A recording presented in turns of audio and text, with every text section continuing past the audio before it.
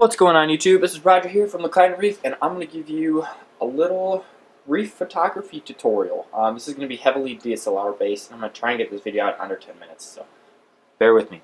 The first thing you're going to want to do is have a very steady way to mount your camera. I'm using a tripod. Highly recommend a tripod, so you can adjust the height, pan it, and it's very sturdy. It's not like balancing on a thing of books or a table or whatever. Get a tripod. Also, get some sort of remote shutter release or use the timer function on your camera, because if you're actually touching your camera before you take your pictures, you're going to introduce a lot of shake. And we don't want shake because that'll make our image nice and blurry.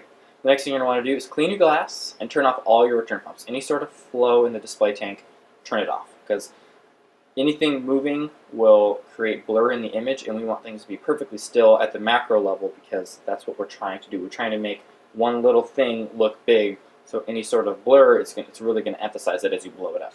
So, I'm going to go through a little bit of the camera settings now. I'm using a Nikon D610 with their 105mm macro lens, f2.8.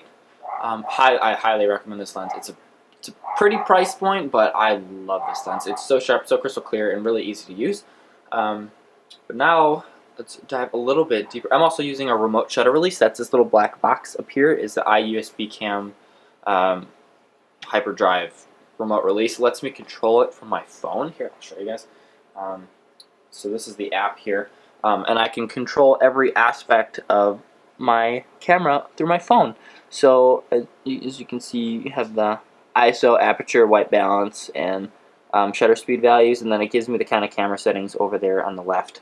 So I use this to use my camera. So now we're going to go over the basic 4 settings that you're probably going to be using. First one is ISO. And ISO is basically how sensitive your camera is to light. Is it really sensitive, or is it not really sensitive? The more sensitive it is, the more you're going to add in noise and grain. It's going to make your image look really grainy and not clear at all. So you want that number to be low as possible, ideally. Some situations you have to bump it up, but with this, reefing systems being lit by hundreds of watts of light, you probably don't need a high ISO for macro shots with a tripod. Next setting is your aperture value, and that has a lot to do with your depth of field.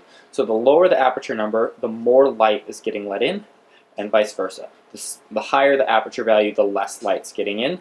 The higher the aperture value, the larger the depth of field. The lower the aperture value, the shallower the depth of field. So if you want this entire colony that my camera's pointing and focused, you're going to want an aperture value pretty high, f10 to f20, to get that entire thing in focus. If you just want one little tip to be in focus, drop that aperture value back down. But that also, you have to play around with the way that relates to my next thing, shutter speed. So shutter speed is how fast your camera captures the image. It can range anywhere from like 1/4000th of a second to 60 seconds.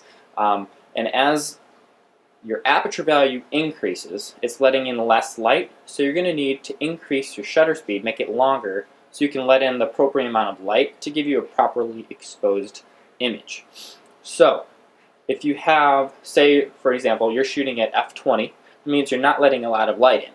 So to have enough light in the image, you're going to need to leave your shutter in your camera open long enough so your camera can capture all the light that it needs to properly expose the image.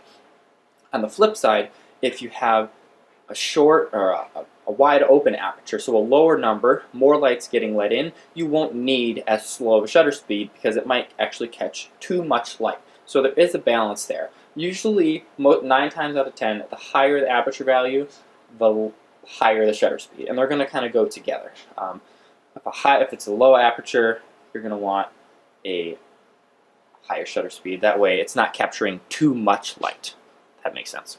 So then the next and final setting on your camera I'm going to talk about is white balance. And the auto settings on Nikon is actually pretty good, but I usually switch it to Kelvin. And you can, most cameras have a custom white balance thing, but mine does. I don't use it. I just use the 10,000 Kelvin setting, but it's kind of backwards. So 10,000 Kelvin in the reefing world, lighting world, is really yellow, but on the camera it's really blue. So it's going to capture out a lot. It's going to get rid of a lot of that blue light and give you a pretty good color range. That being said, having a good photo editor will also help you a lot.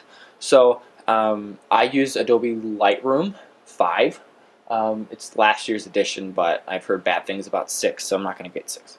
And I also shoot in RAW. And shooting in RAW is going to give you a lot more control over your image. There's a whole bunch of videos out there explaining JPEG versus RAW. I'm not going to do that. I'm just going to recommend shooting in RAW because the more details you can adjust in Lightroom in RAW is vastly higher than the amount that you can adjust in a JPEG. So I highly recommend shooting in RAW.